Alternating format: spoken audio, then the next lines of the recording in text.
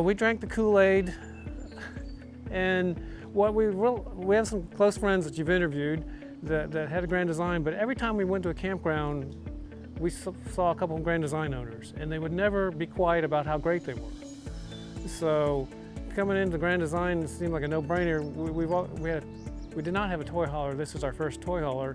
We love the patio because we have pets, and this way they can get outside but still be contained, and we don't have to fuss at them all the time. The camper itself it's well built, nice features inside.